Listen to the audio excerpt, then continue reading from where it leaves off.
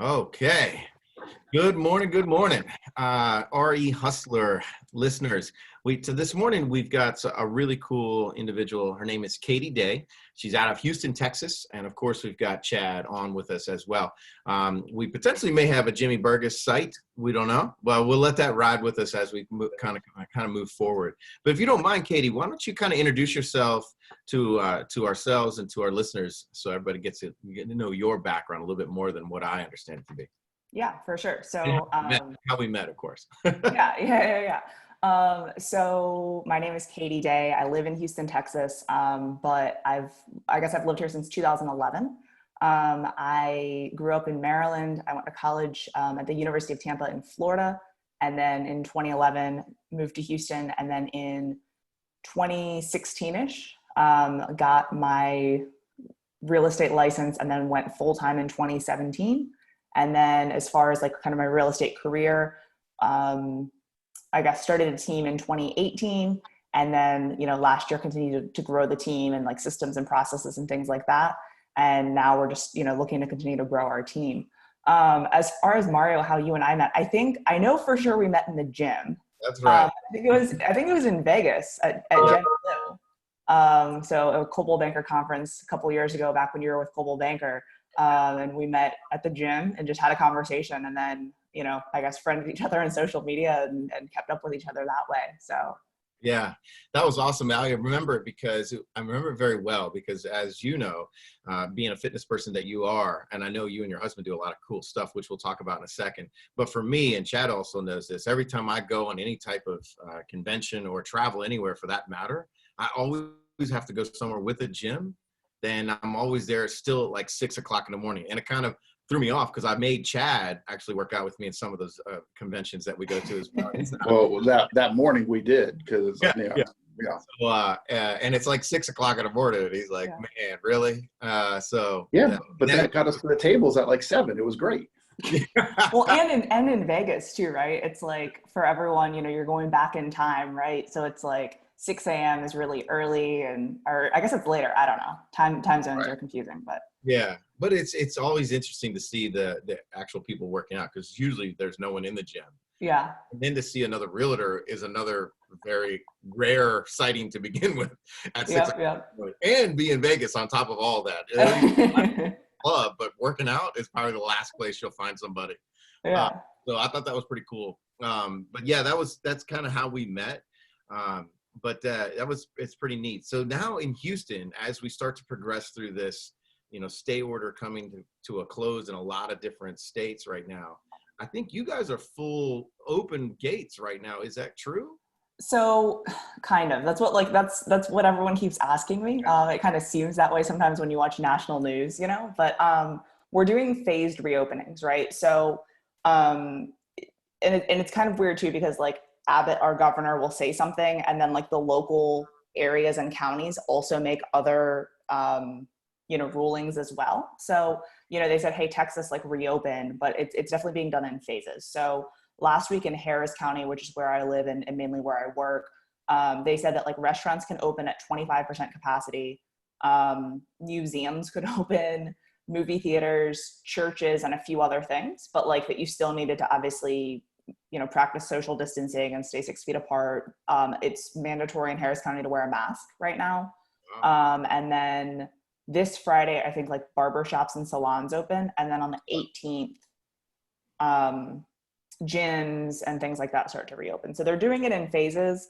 So, it's interesting. We haven't really changed what we're doing. We're obviously trying to minimize the amount of human contact, as much as possible and things like that. But it's definitely been interesting to see how they're reacting to reopening.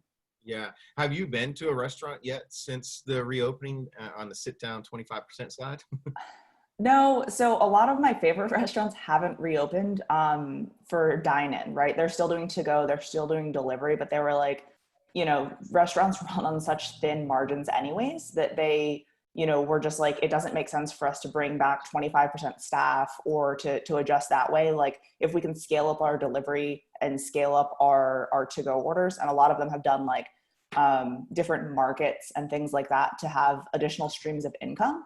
that makes more sense for them than to have dine-in where, you know, obviously if you're eating, you're not wearing a mask, and it just, you know, there's a lot of like what ifs. So a lot of restaurants are just still sticking with their current business plan.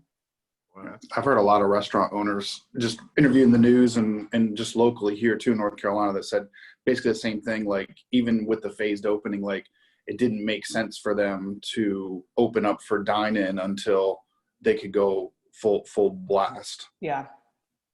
I've had some friends go, and they said it was kind of weird because it's like restaurants you would normally go to that you like can't get a parking spot, you know, so you have to valet or park, you know, a mile away from the restaurant, and like, you know, they get there and the lot's empty and they go in and it's like every 3 out of 4 tables had been removed, right? So it's like it was eerie. They said like dining with like no one in there.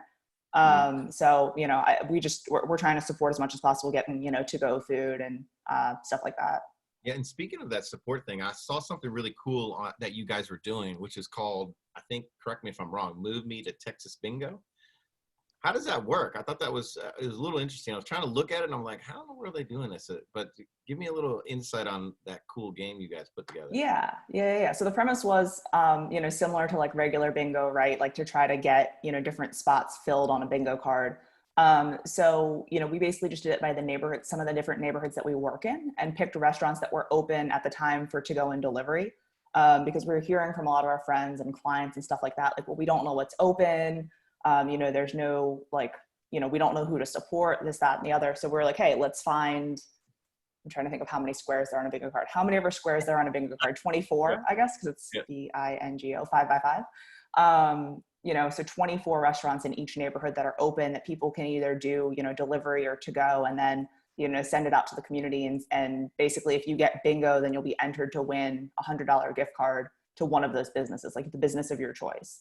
So just really trying to get out, you know, some, you know, get out the word basically about those businesses that are open, you know, as opposed to eating out every single day, you know, and all that.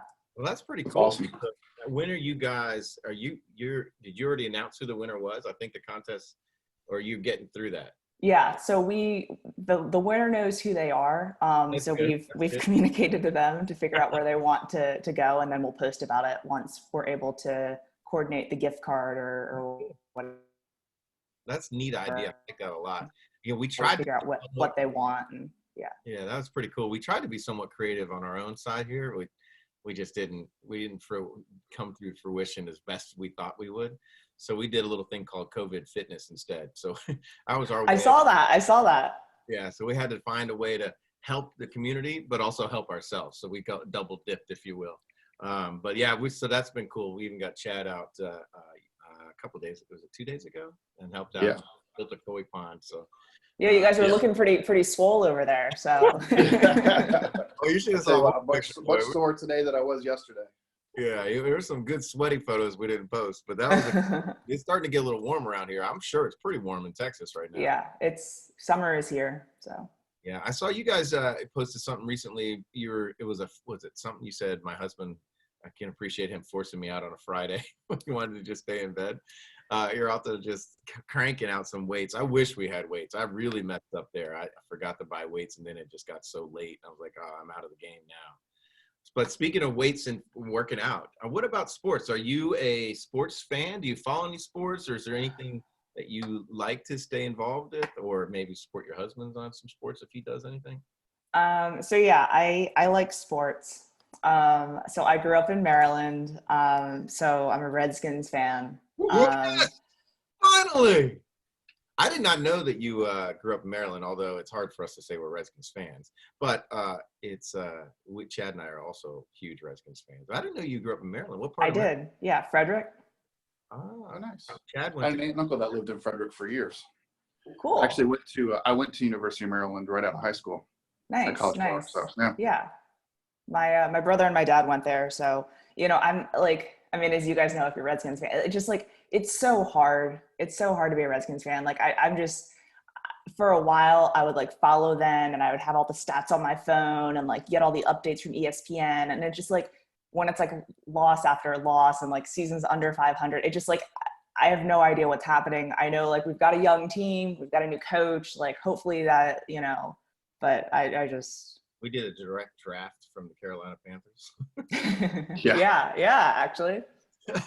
Yeah. So Katie, I don't know how old you are, but so Mario and I are both, well, I just turned 45. So Mario's a couple months younger than me, but so us growing up as kids, like in the 80s and 90s, the Redskins were so good. We won 3 Super Bowls.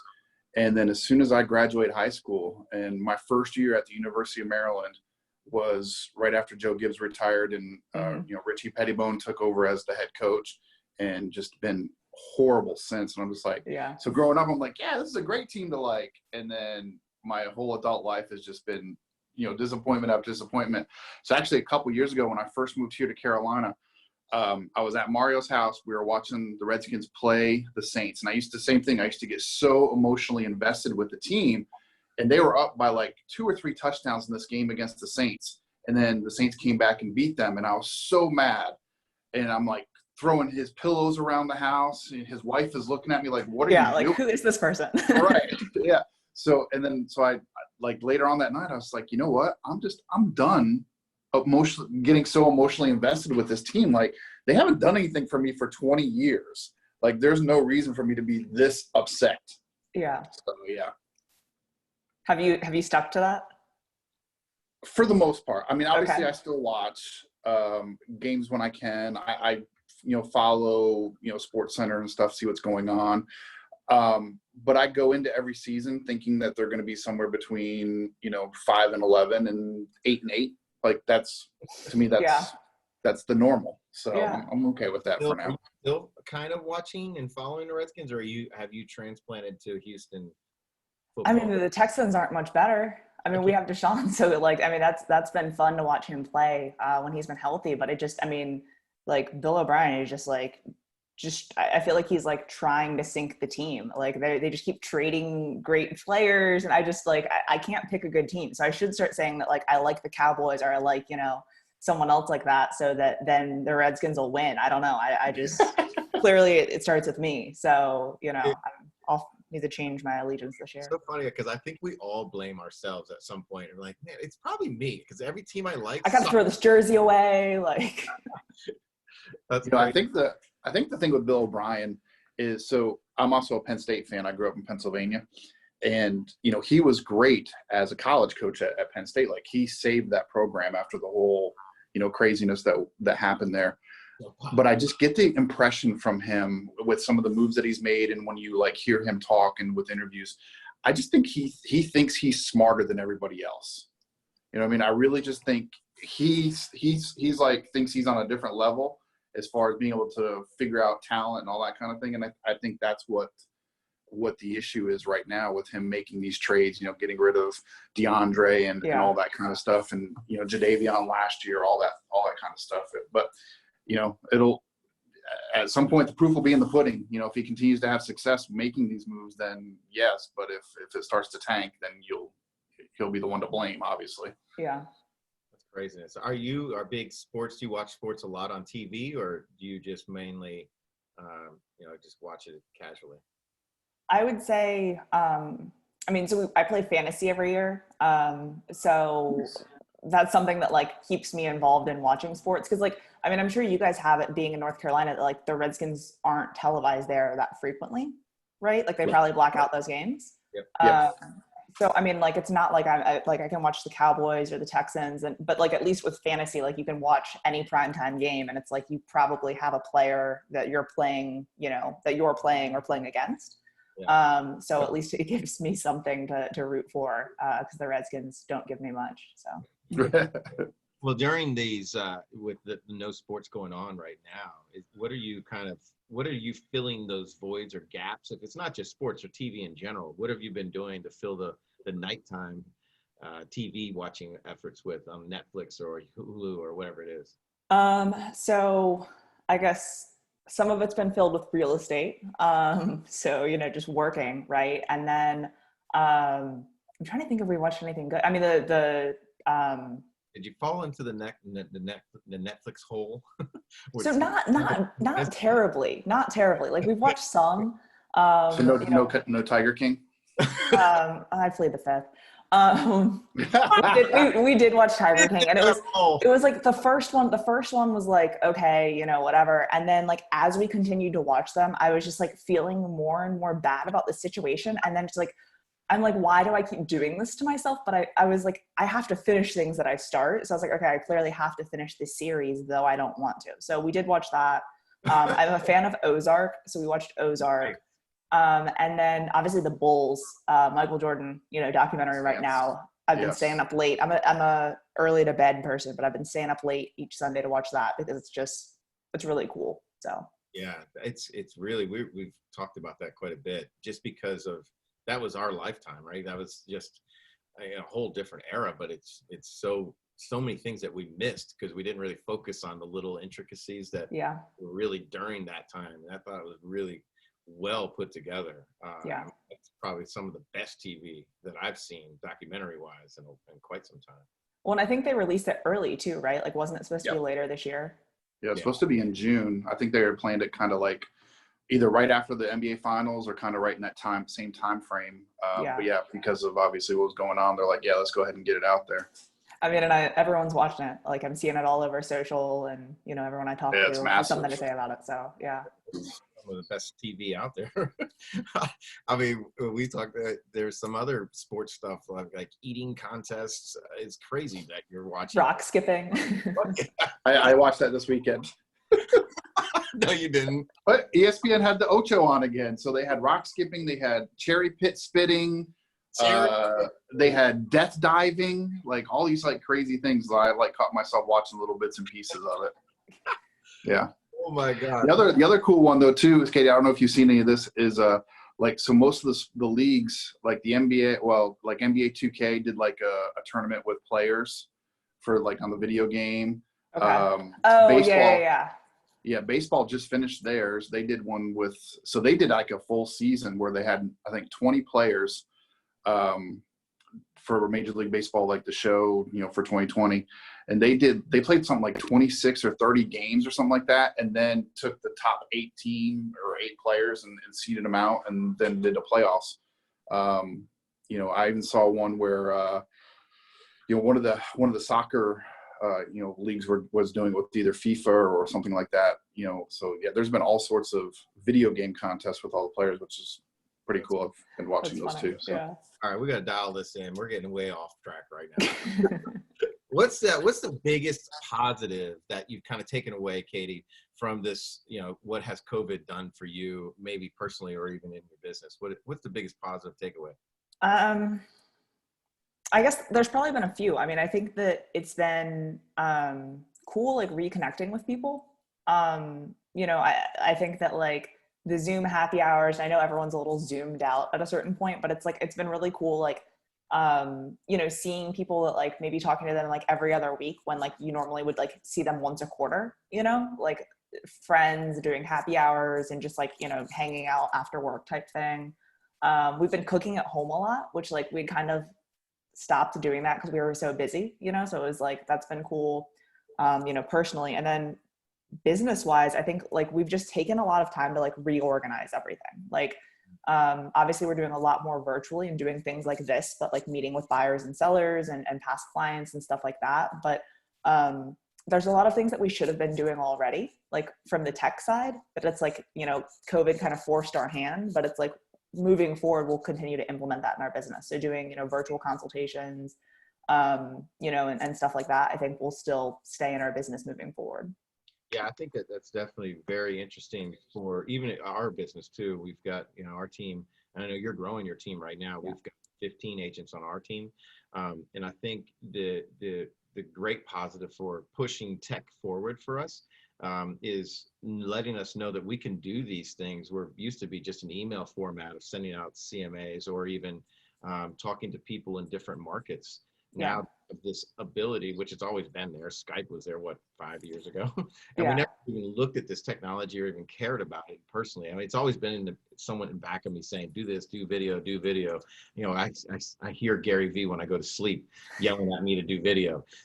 But things like that, I think it's really cool that you're moving forward. This is definitely going to be a big piece of our business and being able to relate to people you know, all over the world as this market. Charlotte's on there just as like Houston is. So that's pretty cool stuff. So one of the big things about why I wanted to start this cast is I wanted to talk about, we always see everybody talking about all the glory and how great their business is, but I also want to talk about how we got there, like some of the life lessons or things that have happened in our past, maybe recently or deep in our past.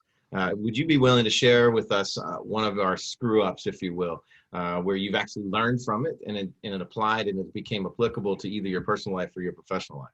How long do you have? I know, right? A long list. Although someone we talked, Well, normally say that's perfect. I wish I were perfect. No, Oh, I think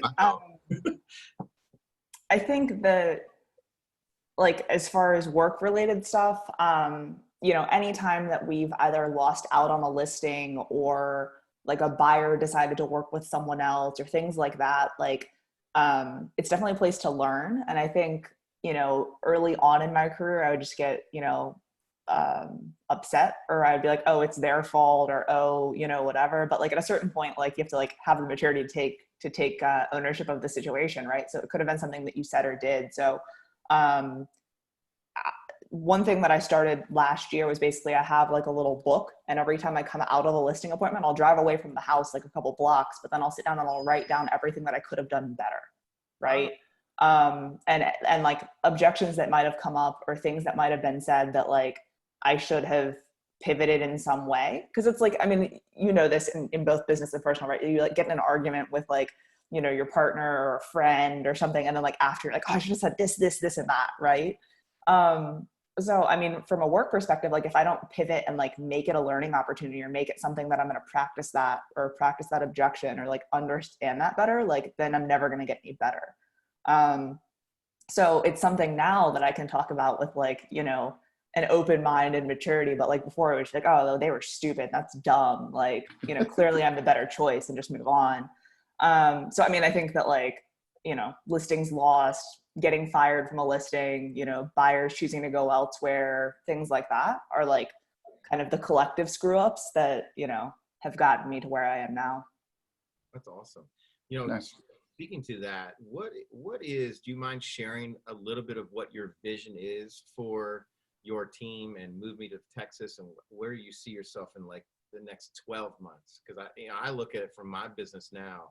This May is my January. So we've got 8 months to kind of close out the year, but Yeah. I'm already looking to the 2021 and trying to focus on what that's going to bring us and take 2020 as, hey, we'll take what we got and let's just bank on what we can create in 21. Yeah, I mean, so if you would have asked me in January, I'd have said that like we had these like lofty sales goals and we wanted to build the team and like all of that stuff. So I think that like, as you said, like no one's really sure how this year is going to end, right? From like production standpoint and recruiting standpoints and things like that. But, you know, our goal has always been like sustainable growth. And one thing that I really like about like our team and the people on our team is like the people, right? So as we continue to grow, I want to ensure that like we maintain the same culture. And I think that's something that's difficult, you know, if you're growing rapidly. So, you know, we always hire slow and fire fast, you know, but I think, you know, obviously continue to grow the team is big. I think, and maybe you can speak to this, I think you guys have added new team members in the past couple months, right? Mm-hmm. Yep. A bunch. It's actually what I think 6 during COVID we picked Yeah. up. Yeah. You know, for me, I'm the same thing. It's all about culture, right? So what I say is I hire energy. Yeah. That's something I can't teach, right? I can't educate energy. But for us, and I like what you just said, hire slow, fire fast. And that's probably one of my flaws is I feel like I can fix the world. And Chad is our operations director, if you don't know that. So he kind of runs the team more so than I do. But for me, it's, you know, my personal background is what kind of drives me to how I recruit. And I like to take the broken wings and try to fix the feathers and give people flight. And what I mean by that in translating it into real estate is people that aren't producing, right? So, and that would be considered a broken wing in my mind because they aren't producing it on their own level. Where if you look at it from a bigger point of view, a lot of people are like, well, if they can't produce independently, there's no way they can produce on a team, because what can a team do differently than someone's not producing? And I look at that on a different angle, and I'm like, well, independently, man, it's just, you know, when you come into an office, just because you're an independent realtor doesn't mean that it's the safest place for you. A lot of people are closed off, and a lot of people don't want to share, and it takes away some people that may have that energy, and then they get zero confidence out of that. Yeah. So I want to find the people that have the energy and just give them the confidence of a team or a family, if you will. Kind of bring that person that, you know, might just feel lonely, and then bring them into a really unique situation where they can take some of the standard practices that we put together and be able to guide them, if you will, on a much easier level. But then you have that family of people that you can feel comfortable with and feed off of, and have that synergy and collaborate. And I think that's the problem with real estate, is I think they should have everybody on a team versus letting them go independent, at least in the first 6 months. That way they can kind of feel themselves out and feel more confidence. But that's my thing with recruiting. And right now, a lot of places are recruiting because of all the furloughs on larger teams. Even Realtor.com just furloughed like 100 of their bigger employees like a couple of days ago. So I've even gone out and trying to find people in the workplace that aren't licensees, just trying to get them in that are being furloughed. That would be a perfect match for real estate, if you will. So I like bringing people in. Now, what I don't like is getting folks that are like 15, 20 years in the business and trying to retrain the brain, if you will. But it's been a challenge, and I think we're learning, and I need to learn, like I said, to fire fast. But we've just put together some new boot camp goals to see if it put people through a boot camp in training versus just kind of go one-on-one. So we're actually doing the same thing. We really? ran one. What month are we in now? So I guess we ran it through the month of April. Okay. We ran 4 people through it. So yeah. So I think moving forward, the same thing, probably the same concept is if they get through the boot camp, Chad and I can sit down and figure out, is that a good match for the team, or we wish you the best of luck wherever you decide to go. Before I'd just like, get on the team. And then we just kind of move from there. And we've changed our team photo like 15 times throughout the year. And I'm like, dang it, man, our team photo has just got to stop. Well, listen, man, I really appreciate you taking your time, Katie, and chatting with us. But in closing, I know you've got a bunch of stuff up here on your picture, but also I wanted to give you a shout out to your personal notes. I've received 2 so far since we've met each other. I thought that's a really cool touch that you got with your calendar and things, and that's pretty neat. But what's the best way for people to follow you? I know you got stuff up here right now, but to get in touch with you if they've got any folks looking to get into the Houston market, or if they're independently thinking about moving out there. Yeah, for sure. So all of my social medias moved me to Texas, and that's Texas is like abbreviated, so it's MOVEMETOTX. So like Facebook, Instagram. My personal Facebook is my name. So Katie Day. And then my phone number is 832-317-6006. So awesome. Any of those work. That's fantastic. Now, lastly, if you can leave us with something right now for, it doesn't have to, it can be just an independent place in Houston, or it can be a national chain. What would be your top 2 restaurants that you would like to get down and visit once we're all back to normal? Oh, that's tough. Only 2. So there's a sushi place. It's called Uchi in Houston that is just absolutely fantastic. So that would be one. They have been doing to go, but I feel weird about bringing home sushi. I don't know. Not the same experience. Yeah, and that's right. Like dining there is an experience. Sitting there. And then I guess just any sort of Vietnamese food. Oh, really? So yeah, I would. Those Vietnamese ranks high on my list. So any Vietnamese restaurant would be fine by me. All right. Well, we appreciate you. Thank you so much. We're gonna keep an eye on you. Keep sending us those notes, and you're definitely first on our list when we got folks looking for Houston. But awesome. Katie, hey everybody, thanks so much. Thanks, Katie. See you.